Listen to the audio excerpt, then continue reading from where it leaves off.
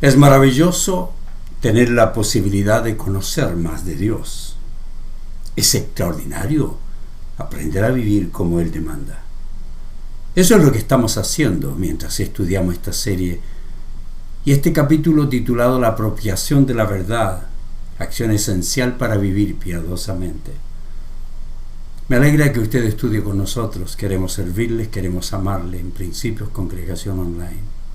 Inicio con este principio. Si crecemos o no en la vida cristiana es nuestra determinación. Nadie puede impedir nuestra obediencia, pero si elegimos no crecer en conocimiento y sabiduría, no vivimos la vida cristiana de excelencia y vivimos en desobediencia. Todo cristiano debe conocer la verdad, debe apropiarse de ella, debe hacerla parte de su vida, practicarla. No hay excusa para no hacerlo. Nunca crecemos. Querido, ¿de qué vale ir a la escuela de medicina y nunca estudiar? El cristiano solo estará en una de dos congregaciones.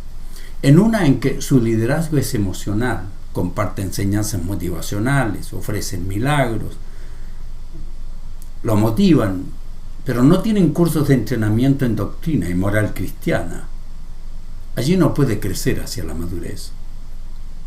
O puede estar en una congregación saludable, con líderes bien preparados, que viven con integridad, que enseñan con excelencia la palabra de verdad. Y allí sí estudia y aplica la verdad y los cursos que le ofrecen. No solo vivirá una vida realizada, sino también una vida madura. Note que no le ofrecí otra congregación grande con buena música. No, la palabra. Tristemente, algunos cristianos no se pueden apropiar de la verdad por tomar decisiones erróneas, y eso es lo que vamos a estudiar. Debo compartir con ustedes algunas elecciones erróneas que impiden nuestro conocimiento de la verdad y la apropiación de ella.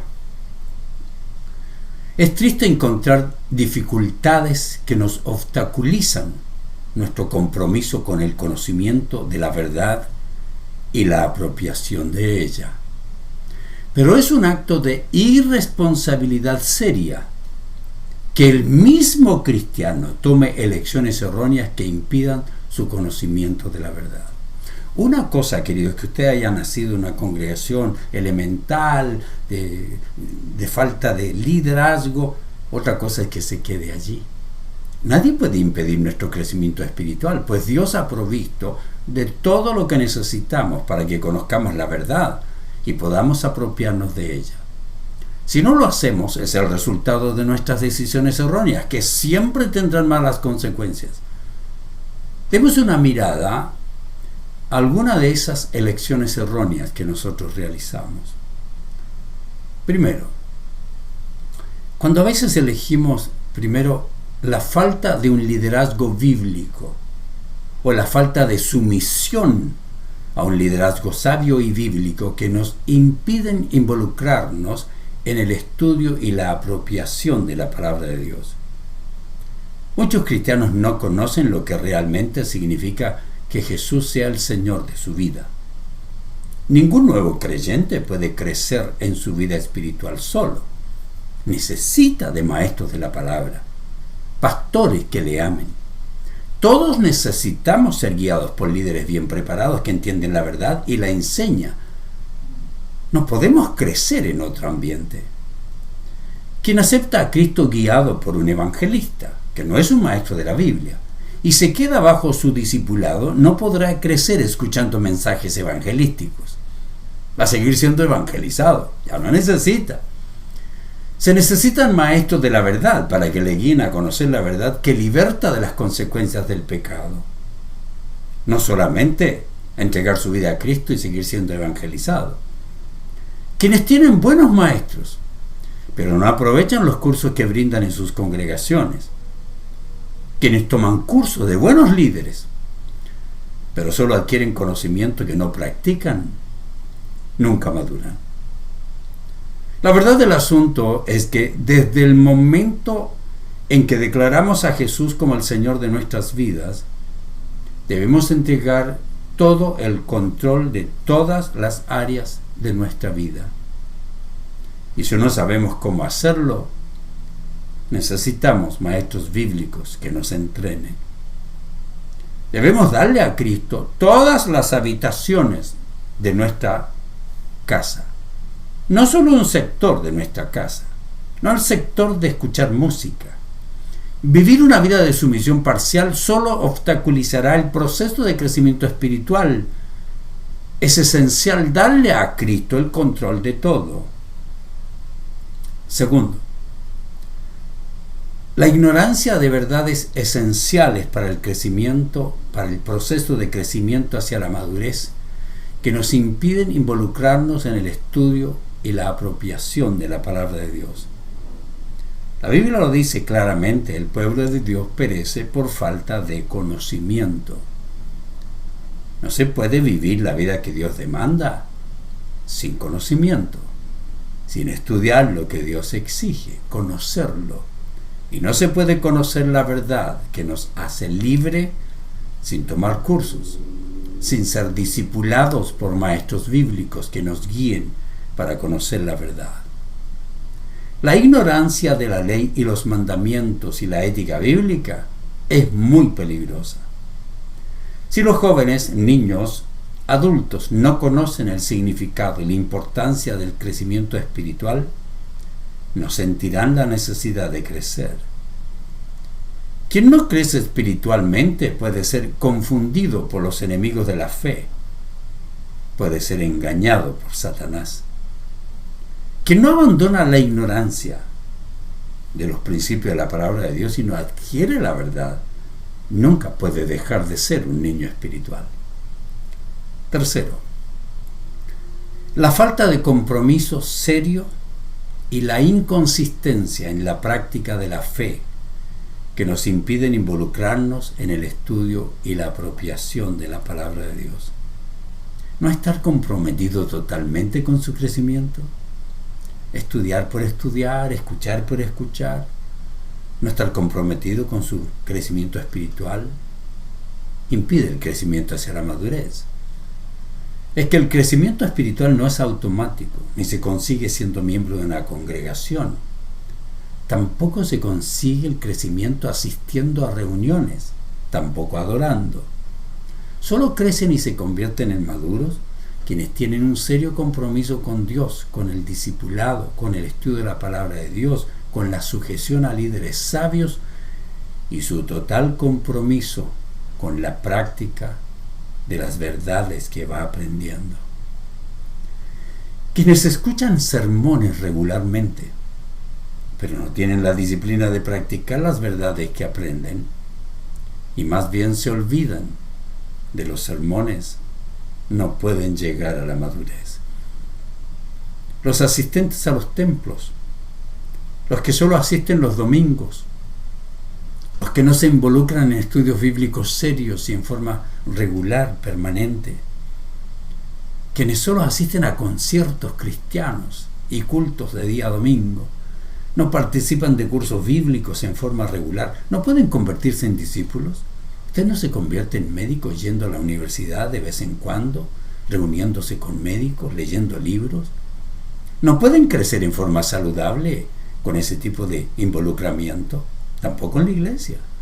La falta de compromiso se ve en la actitud de indiferencia, una falta de asombro, una falta de fascinación por su relación con Dios, una falta de apetito, falta de hambre por la palabra.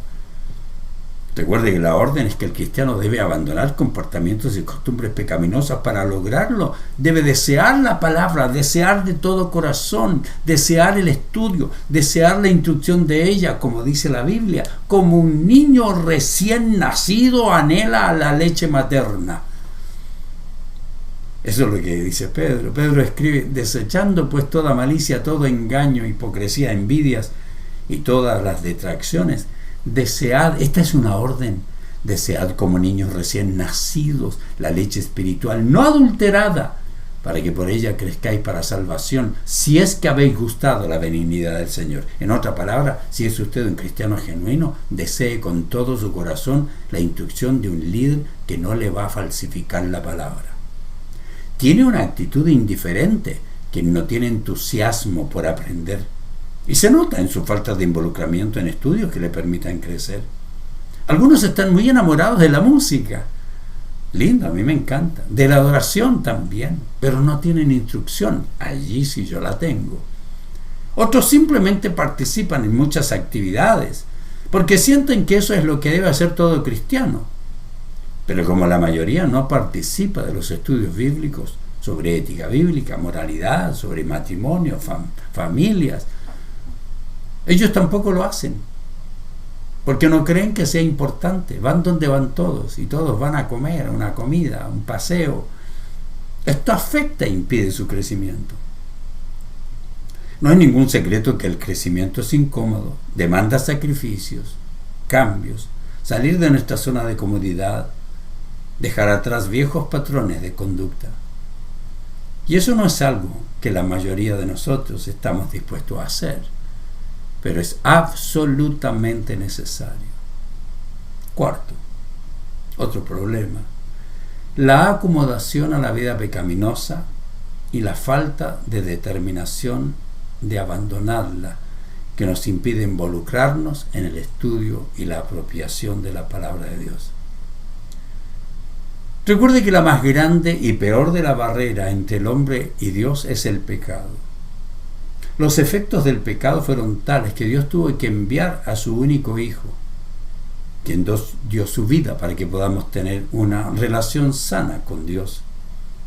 Cristo hizo todo para que no tengamos ninguna excusa.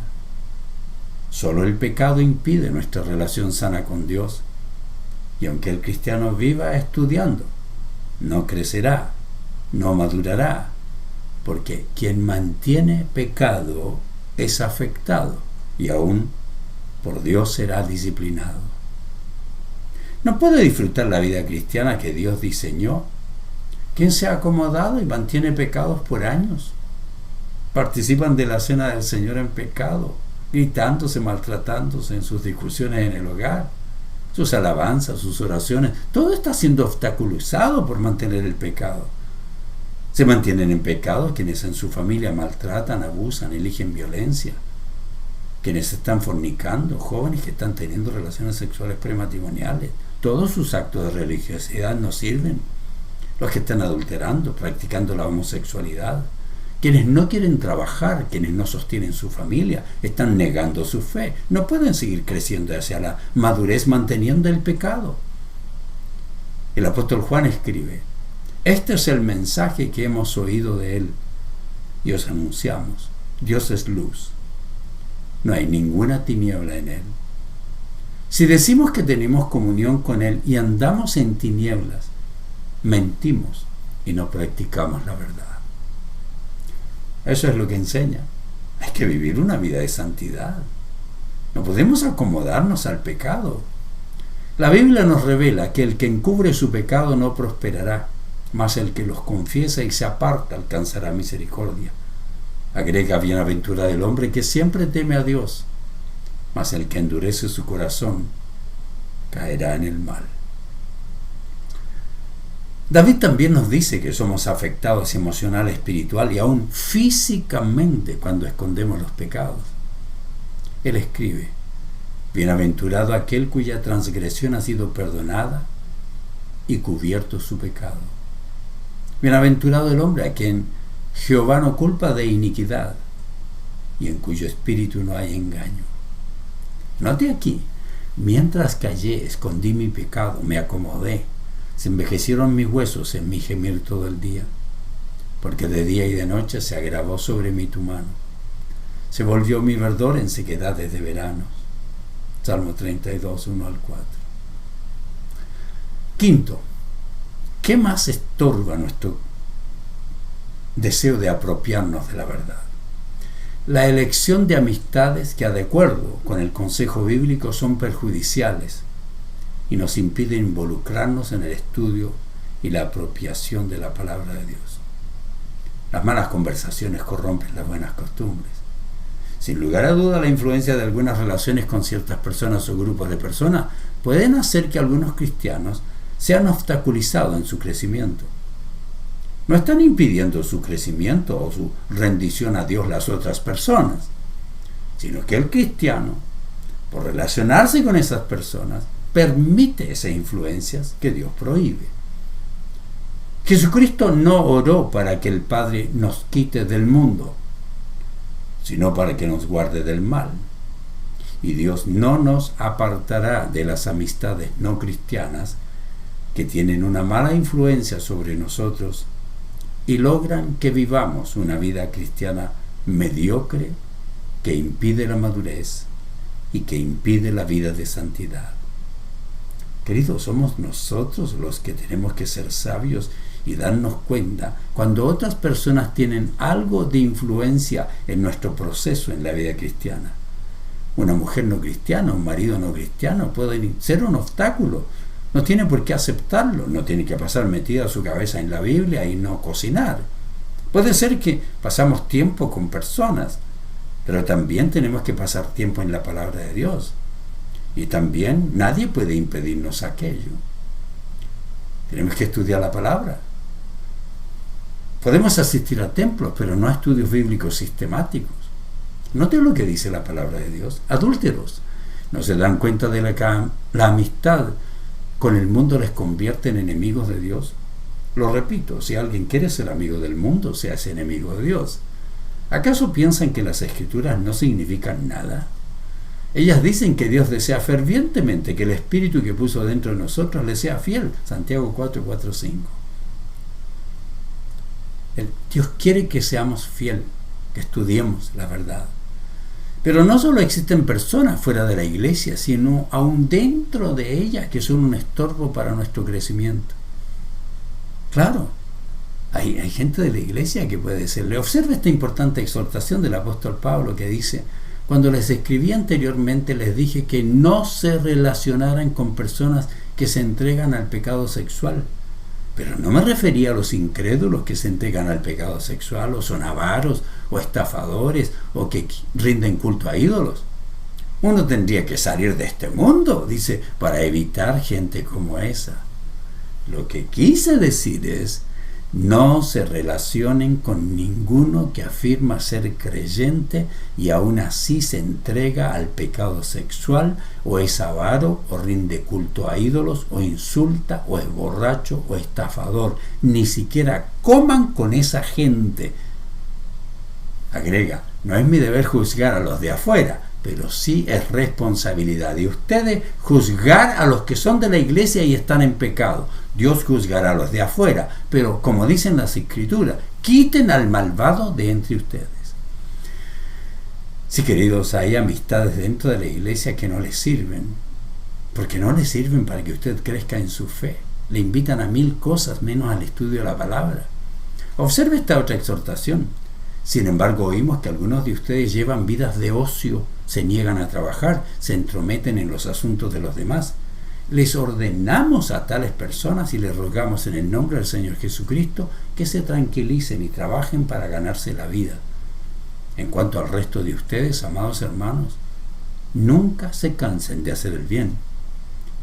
Tomen nota de quienes rehúsan obedecer lo que decimos en esta carta y aléjense de ellos para que se avergüencen.